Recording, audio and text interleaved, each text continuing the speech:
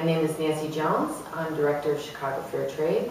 We work to increase support for fair trade through education and advocacy. My job is really to facilitate the activities of members of the organization. So we have about 5 member groups. We have fair trade businesses, we have fair trade nonprofits, faith communities, universities, individuals. So they fulfill our mission by a variety of activities. So that could be a tour of producers that come through, it could be educational meetings, it could be tabling at events. So I try to facilitate all those activities. I may see that we have standing committees that are fulfilling some of those functions. I work with the board.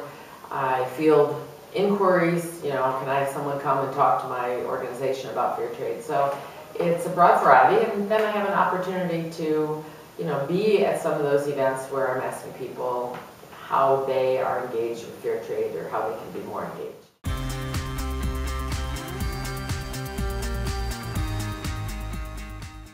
So fair trade probably was introduced to me through that first cup of coffee, a very common way people connect with fair trade. Coffee is probably the best known fair trade product. And then I actually went and worked in El Salvador for 4 years and certainly met farmers, I met poor communities, people, again, the impact of fair trade was much clearer to me, because if people can get a fair wage, if they are able to employ sustainable methods, then they're better positioned to sustain their communities, their families, get kids to school, all of that impact. So I saw that firsthand, and by profession, I'm a community organizer. It just so happened that when Oxfam America, which was the organization instrumental in starting Chicago Fair Trade, was looking for someone to be the lead organizer and pull those pieces together, I was attracted to having the opportunity to be actually paid for doing work I enjoy.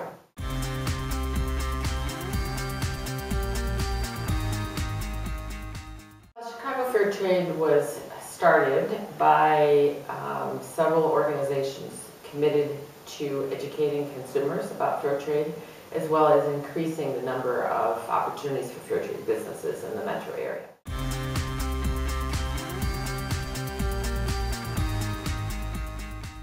I don't think a fair trade business as a business, operates much different than any other business, except for a couple of basic underlying features, which is looking at relationships. And those would be relationships to the environment. How does a business have a positive relationship with the environment, relationship with producers? And that would be in the US or internationally. In the case of fair trade, we're talking about relationships with global producers.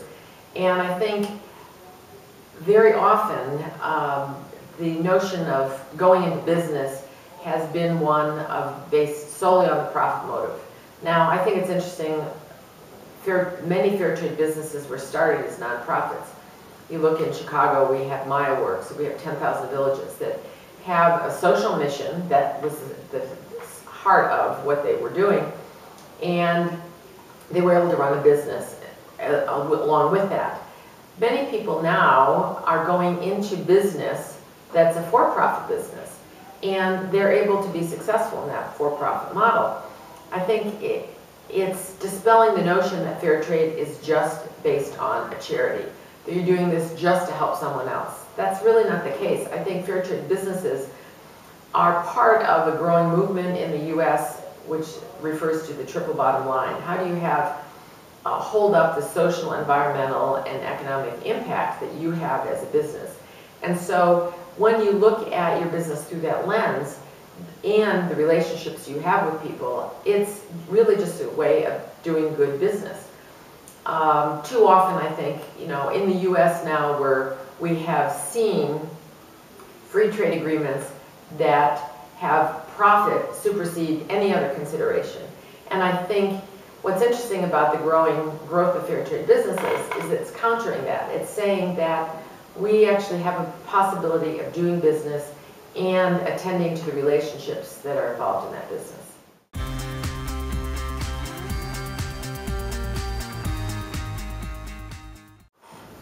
free trade policies and fair trade have not converged in politics.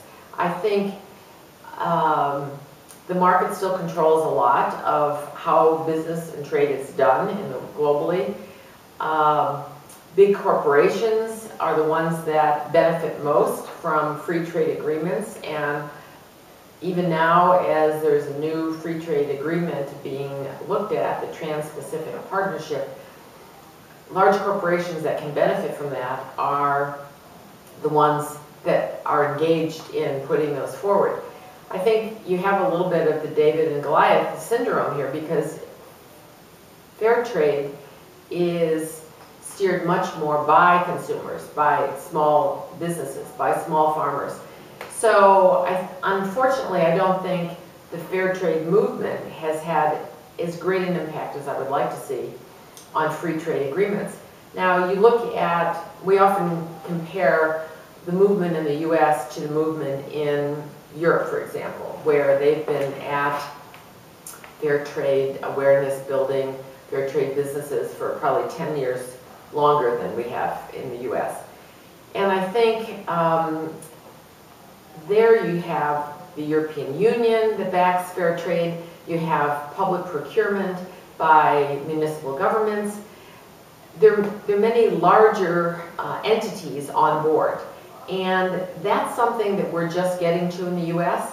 We're just having the beginning stages of a fair trade towns movement, and I think in order to impact the movement towards the policies of free trade agreements, where the little people, the little folks are the ones who suffer, we're going to have larger involvement by our municipalities, by agencies that see what happens to the little people from free trade agreements. Because the corporations are still doing quite well. They're still being very profitable, but at the expense of the environment in many cases. The Sierra Club is probably one of the biggest opponents of free trade agreements because they've seen the loss of species in certain countries where free trade agreements have kind of overrun environmental rules in the interest of profit. And so I think we're going to have a lot more work of educating people about the global impact that happens from free trade agreements in order to really move forward the understanding of the benefits of fair trade policies.